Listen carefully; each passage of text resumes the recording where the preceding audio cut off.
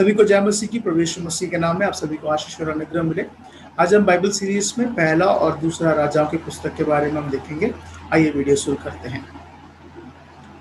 पहला और दूसरा राजाओं की पुस्तक, ये पुस्तक जो है जैसे कि हम बाइबल में देखते हैं दो भागों में है, पर इसका असल में वो एक ही भागों में ही ये पुस्तक लिखा गया है। पर बाद में जब बाइबल के प्रिंटिंग वगैरह होने लगा तब ये दो भागों में डिवाइड किया गया है ताकि सही समझ के लिए।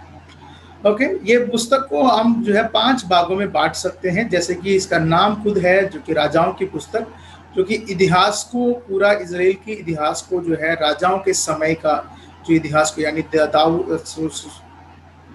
सौल और राजा दाऊद के बाद जितने राजा आए थे, कितने क्या हुए, फिर कैसे उनका जो अंत हुआ, और उसके बाद कौन राजा आया, फिर उनके बाद क्या हुआ, उनके दौरान क्या बातें बीती हैं, ये सारी बातों को इसमें हम देख सकते हैं। बाइबल अगर क्रमानुसार अगर हम देखा जाए तो उत्पत्ति से लेकर हम ये राजाओं की पुस्तक तक ही जो है एक हिस्टोरिकल एक कंटिन्यूएशन को हम देख सकते हैं। तो ये कंटिन्यूएशन में हम पहला राजा और दूसरा राजाओं की पुस्तक को हम देखेंगे। इन दोनों पुस्तकों को या इन दोनों जो या एक ही जो राजा की पुस्तकों को हम 5 भागों में हम बांट सकते हैं, और इस 5 भागों में हम एक एक बात करके देखेंगे। नंबर 1 जो है कि शुरुआत में सोलोमन का जो राजा यासा बनना और उसका शासनकाल, फिर उसके बाद इजराइल और यहूदा, ये दोनों अलग अलग 2 विभाजन होना, फिर इजराइल के राजा और यहूदा के राजा के बारे में, फिर उसके बाद किस तरीके से इजराइल जो है गुलामी में जाता, बंधुआई में जाता है, फिर उसके बाद यहूदा कैसे अंत में बंधुआई में जाता है, और इसके बीच में जो भी भविष्यवक्ता जितने भी आए थे उन सब के बारे में हम यहाँ पे देख सकते हैं। तो आइए हम शुरू करेंगे। पार्ट 1 में हम देखते हैं इस पुस्तक के अंदर कि सुलेमान का यानी दाऊद का अंतिम समय और सुलेमान का राजा अभिषेक होना, और दाऊद का जो कुछ भी सलाह उसने सुना, फिर उसके बाद दाऊद का मृत्यु हो जाता है। फिर सुलेमान राजा बनने के बाद अपना जो भी उसको काम करना है तो वो सारे काम करता है, और उसमें सब सर्वश्रेष्ठ जो काम वो करता है कि दाऊद का जो सपना है या उसका जो इच्छा है उसे उसने पूरा किया, जो कि परमेश्वर का मंदिर बनाने के काम को हम देख सकते हैं।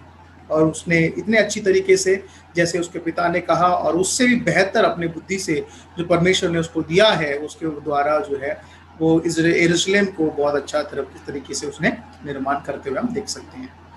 फिर 9 अध्याय से लेकर 11 अध्याय तक हम सुलेमान का पर्सनल लाइफ के बारे में देख सकते हैं। सुलेमान ने कैसे क्या क्या अपनी ज़िंदगी में काम किया है, और कैसे उसका जो पर्सनल लाइफ परिवार कैसे था, उसके बेटे कौन थे, और उसके कितने रखेल थे, और वो राजा की तरह किस तरीके से जिया है, और कौन उससे मिलने आते थे, कौन जाता था, और किस तरीके उसने जो है परमेश्वर की विधि को तोड़ा है, वो सारी बातों को हम यहाँ पर हम देख सकते हैं। उसके बाद दूसरे भाग में 12 अध्याय से लेकर 26 अध्याय तक हम देख सकते हैं, जिसमें सुलेमान का बेटा रेहबाम जो है उसके पिता के स्थान पर राजा बन जाता है। फिर उसने इजराइल के ऊपर पूरा इजराइल के ऊपर जो है एक टैक्स, हेवी ड्यूटी टैक्स को लगाते हैं। फिर इससे रिबल करते हुए जेरोबाम करके एक व्यक्ति जो है इजराइल को 2 भाग कर लेता है, यानी जुड़िया जो है 2 उनके पास हो जाता है, और बाकी जो 10 गोत्र का जो एक अलग राज्य हो जाता है, जिसका राजा एक जेरोबाम होता है। फिर उसके बाद उसने जो है जाकर एक सामरिया को अपना हेडक्वार्टर्स बनाया, फिर वहाँ पर उसने जो है शासन करना आरंभ किया। और तीसरे पार्ट में हम देख सकते हैं यहाँ पर जो कि पूरे राजाओं का इतिहास के बारे में, यानी उसके बाद, यानी इजराइल का 2 भाग होने के बाद, उत्तर और जो दक्षिण का 2 भाग होने के बाद, कि कितने राजा आए थे, कितने राजा गए, उन सारी डिटेल को हम यहाँ पर हम देख सकते हैं। इसके अंदर अगर आप देखेंगे पहला राजा के 16 अध्याय से लेकर दूसरा राजा की किताब में जितने भी राजा आए, जितने भी राजा गए, और ये सारे जो कौन अच्छा था, कौन बुरा था, उन सारी बातों को हम देख सकते हैं। इजराइल के अंदर यानी उत्तरी जो राज्य में 20 राजा लगभग शासन किए, और 20 के 20 परमेश्वर के विरोध काम किए। और दक्षिण जो इजराइल में 12 राजा जो है शासन किए, और 12 में से 8 ने परमेश्वर के संपूर्ण बातों को माना, और बाकी 4 ने परमेश्वर की बातों के नहीं माना और उसके हिसाब से उनका अंत भी होते हुए हम देख सकते हैं। और यहाँ पर जो जो जो लेखक है या जिन्होंने भी इस हिस्ट्री को लिखा है, एक बात को केंद्रित करके लिखा है कि कौन परमेश्वर के पक्ष में था और कौन परमेश्वर के पक्ष में नहीं था, और जो पक्ष में था उसके अंत कैसे है, और जिसने पक्ष में नहीं है उसके अंत कैसा है, और परमेश्वर ने उनके साथ कैसे व्यवहार किया है, उसके बारे में हम यहाँ पे देख सकते हैं। और इस काल के दौरान, यानी जब लोग परमेश्वर के विरोध चलते रहे, जैसे उत्तर जो इजराइल में 20 के 20 राजाओं के मध्य में परमेश्वर जो है अपने लोगों के मध्य में भविष्यवक्ताओं को भेजते हैं। यहाँ से हम भविष्यवक्ताओं का जो तेजी के काम को हम देख सकते हैं।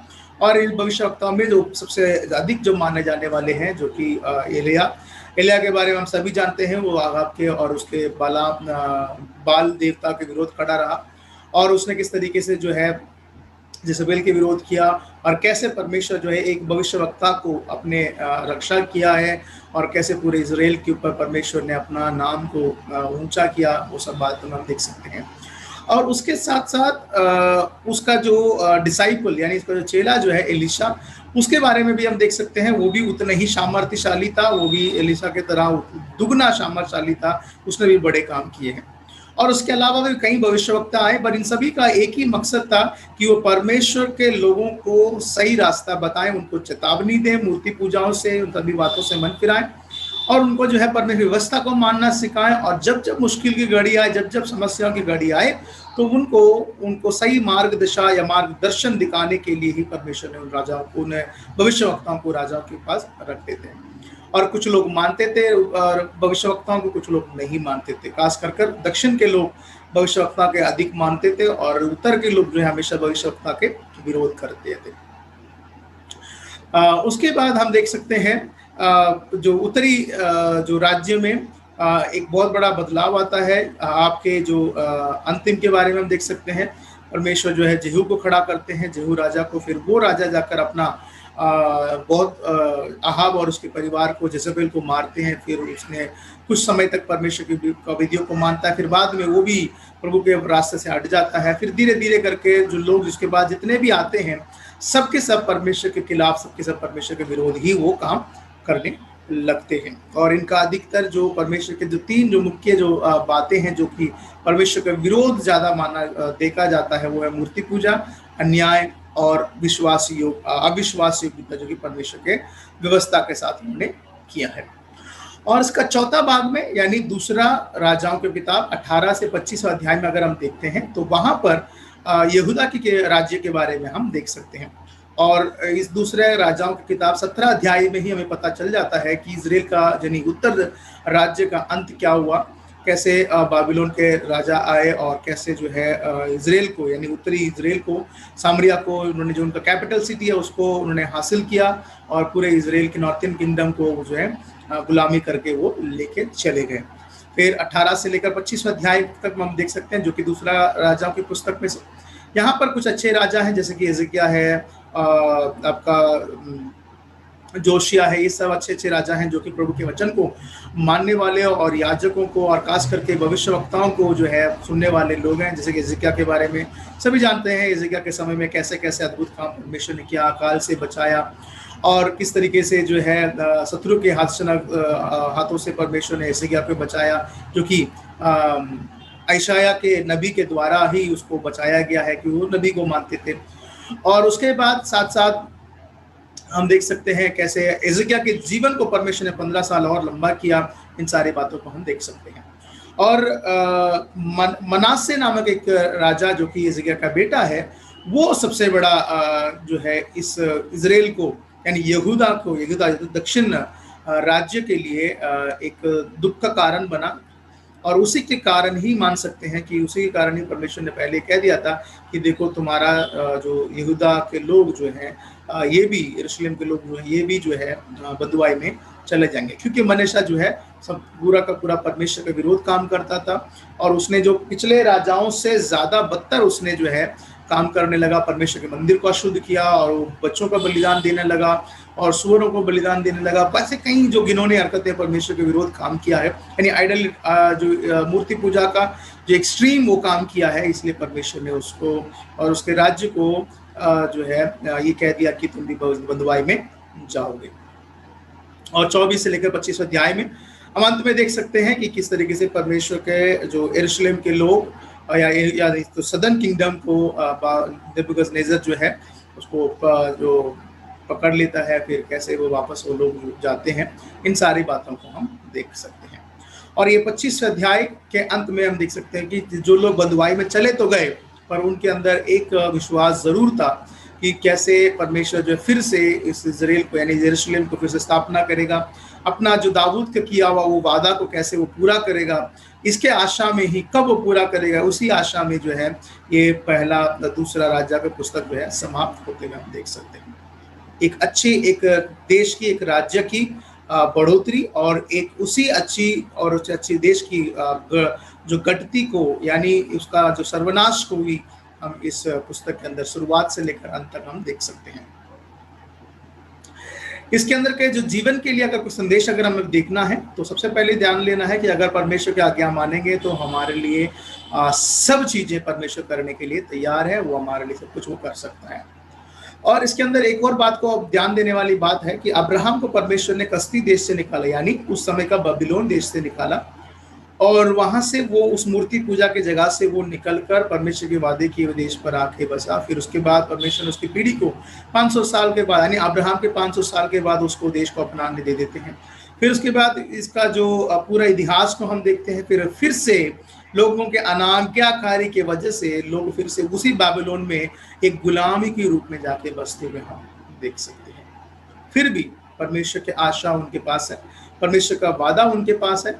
जब वो लोग परमेश्वर के ओर फिरेंगे तो परमेश्वर उन्हें जो है उनके देश में वापस लौटा लेकर आएगा।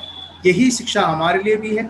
अगर हम परमेश्वर से आज अगर दूर भी हैं तो प्रभु के वचन पर विश्वास रखिए, प्रभु के पास फिर से मुड़िए और परमेश्वर आपको अपने स्थान पर वापस लेकर आएगा और आपका किए हुए वादा को कभी वो भूलेगा नहीं। परमेश्वर सदा के लिए एक सा है, वो कभी अपने वादे को भूलता नहीं है, वो विश्वास योग्य परमेश्वर है। प्रभु सबको आशीष करें। अगर आपका वीडियो अच्छा लगा हो तो जरूर शेयर सब्सक्राइब करें और इस चैनल को और दूसरों को बताएं। सबको जय मसीह की। फिर अगले वीडियो में मिलेंगे। आप देख रहे हैं बाइबल सीरीज। धन्यवाद।